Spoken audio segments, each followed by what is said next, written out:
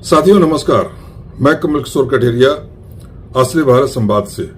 साथियों, भारतीय लोकसभा के नेता प्रतिपक्ष राहुल गांधी इस समय अमेरिका में हैं और भारतीय राजनीति और यहाँ की सामाजिक मुद्दों पर लगातार बयान दे रहे हैं। उन बयानों के कारण वो भारत की मीडिया में सुर्खियों में बने हुए हैं। ऐसे ही बयानों में एक बयान उन्होंने आरक्षण व्यवस्था पर दिया, भारत की आरक्षण व्यवस्था पे दिया।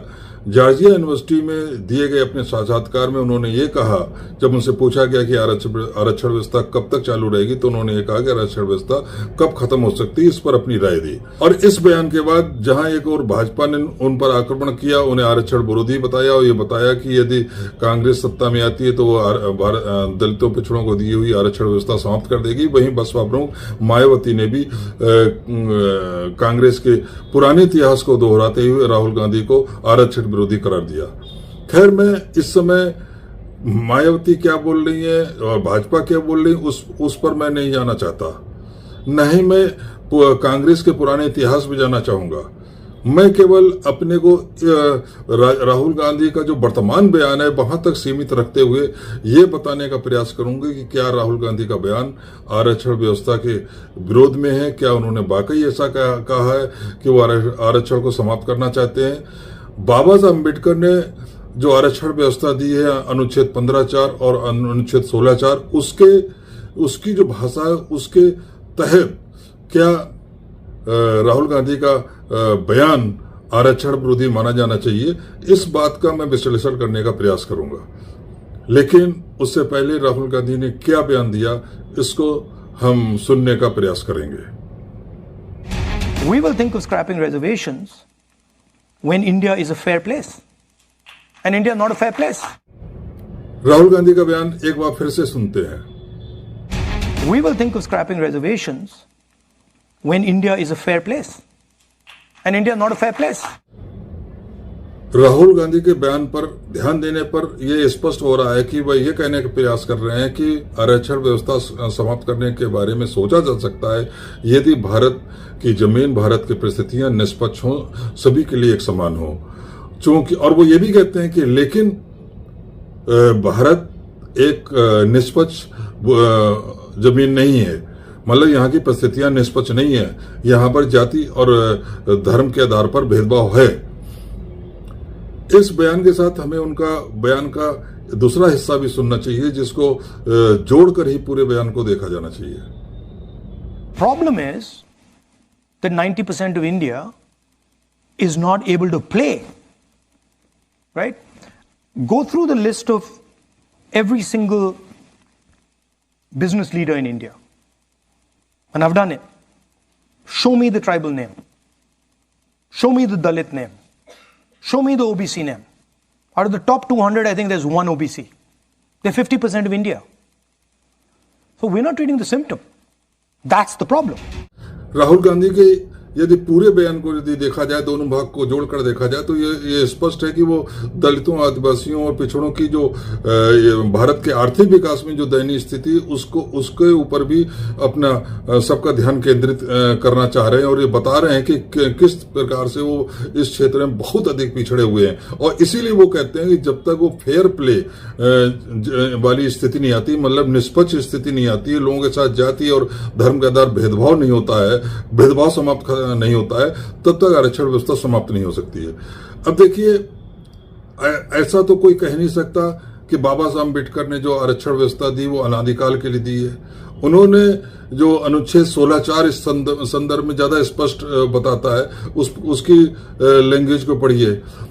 अनुच्छेद 16 अफसर की समानता की बात करता है। उसका भाग 1 ये कहता है कि राज्य के अधीन किसी भी पद पर नियोजन या नियुक्ति से संबंधित विषयों में सभी अनुच्छेद के सभी नागरिकों के लिए अफसर की समानता होगी। और उसी में वो अनुच्छेद 4 में संविधान कहता है कि इस अनुच्छेद की कोई भी बात राज्य को नागरिकों के किसी पिछड़े वर्ग के पक्ष में नियुक्तियों या पदों के आरक्षण के लिए कोई उपबंध करने से नहीं रोकेगी, जिसका प्रतिनिधित्व राज्य की राय में राज्य की अधीन सेवाओं में पर्याप्त नहीं है। मतलब वो स्पष्ट, संविधान स्पष्ट रूप से ये कह रहा है कि वैसे तो राज्य में जितने भी सेवाएं हैं उनमें नियुक्ति होती है तो सबके साथ समान व्यवहार किया जाएगा, किसी के साथ असमानता नहीं होगी। लेकिन यदि राज्य को लगता है कि किसी पिछड़े वर्ग का प्रतिनिधित्व किसी पद पर या किसी सेवा में पर्याप्त नहीं है तो वह उस सेवा या उस पद के लिए होने वाली नियुक्तियों में उस वर्ग के लिए, पिछड़े वर्ग के लिए आरक्षण की व्यवस्था कर सकता है। ये संविधान का कहने का मंतव्य है। तो इस हिसाब से भी अगर देखा जाए तो यदि मान लीजिए जो राहुल गांधी कह रहे हैं कि फेयर प्ले वाली फील्ड तैयार हो जाए जहां पर कोई जात के आधार पर किसी के साथ भेदभाव ना हो, इंसान को बराबर माना जाए, ब्राह्मण, क्षत्रिय और चमार, धोबी, पासी, धानुक में कोई फर्क ना हो, सबको बराबर का इंसान के आधार पर, इंसानियत के आधार पर सम्मान मिले, तो उस स्थिति में आखिर आरक्षण की जरूरत क्या होगी? और उस स्थिति में तो निश्चित रूप से अगर बाबा साहब भी होते तो वो यही कहते कि आरक्षण नहीं होना चाहिए। और उन्होंने ये संविधान में स्पष्ट लिखा भी है कि यदि किसी वर्ग का प्रतिनिधित्व पर्याप्त नहीं है, वो पर्याप्त क्यों नहीं है? क्योंकि उसके साथ जात के आधार पर भेदभाव होता है और बिना आरक्षण के उनका प्रतिनिधित्व सुनिश्चित नहीं किया जा सकता। इसलिए उनका पर्याप्त प्रतिनिधित्व सुनिश्चित करने के लिए आरक्षण व्यवस्था की जा सकती है, विशेष प्रबंध की जा सकते हैं। तो इस प्रकार से जो आरक्षण से संबंधित ये अनुच्छेद है उसकी भाषा भी यदि देखी जाए तब भी स्पष्ट हो जाता है कि राहुल गांधी ने बयान कोई गलत नहीं दिया। उन्होंने केवल यही कहा कि जिस दिन इस देश में सभी लोग बराबर के मान लिए जाएंगे, लोगों के लिए नियुक्ति हो या कोई भी मैदान हो वहां पर फेयर प्ले वाली स्थिति होगी, मतलब सभी लोग उनके साथ निष्पक्ष होंगे, जाति के आधार पर उनके साथ कोई भेदभाव नहीं होगा, तब ये सोचा जा सकता है कि हाँ भाई अब आरक्षण की जरूरत नहीं है। तो मुझे लगता है कि इस मुद्दे को जबरदस्ती तूल देने की कोई आवश्यकता नहीं। और बाद में राहुल गांधी ने स्पष्ट भी कर दिया। उनका दूसरा बयान देखिए। Somebody misquoted me yesterday saying that I'm against reservations. I've been saying again and again and again, we're going to increase reservations beyond 50%. And I'm not against reservations. ये दूसरे दिन उन्होंने क्लैरिफिकेशन दिया जिसमें उन्होंने स्पष्ट कहा कि मेरे बयान को गलत तरीके से लिया गया है, मैंने आरक्षण के विरोध में कोई बात नहीं करी है। और उन्होंने ये कहा है कि मैं तो जो है आरक्षण को बढ़ाना चाहता हूं, मैं तो उसको 50% की सीमा से बाहर ले जाना चाहता हूं। और ये इसमें कोई दो राय नहीं कि पिछले 2-3 साल से राहुल गांधी लगातार अपने विभिन्न भाषणों में ये कह रहे हैं कि यदि वो सत्ता में आते हैं तो 50% की जो सीमा है आरक्षण के ऊपर, जो सुप्रीम कोर्ट के एक डिसीजन, निर्णय के कारण, उनके आदेश के कारण बनी हुई है, जबकि संविधान में 50% आरक्षण की सीमा कोई नहीं है। ये सुप्रीम कोर्ट ने एक सीमा लगा दी थी, उस सीमा को सरकार दूर कर सकती है, क्योंकि कोई सरकार उनकी दूर नहीं करी है। कांग्रेस की सरकारों ने भी उस सीमा को नहीं हटाया, लेकिन राहुल गांधी ये बोल रहे हैं कि यदि उनकी सरकार अब आती है तो वो 50% की सीमा को भी हटा देंगे। तो मैं समझता हूं कि इसमें ऐसी कोई बात नहीं है जो कि हमें भाजपा के चाल में फंसना चाहिए और उनके सुर में सुर मिलाते हुए कहना चाहिए कि राहुल गांधी आरक्षण के विरोध में की बात कर रहे हैं।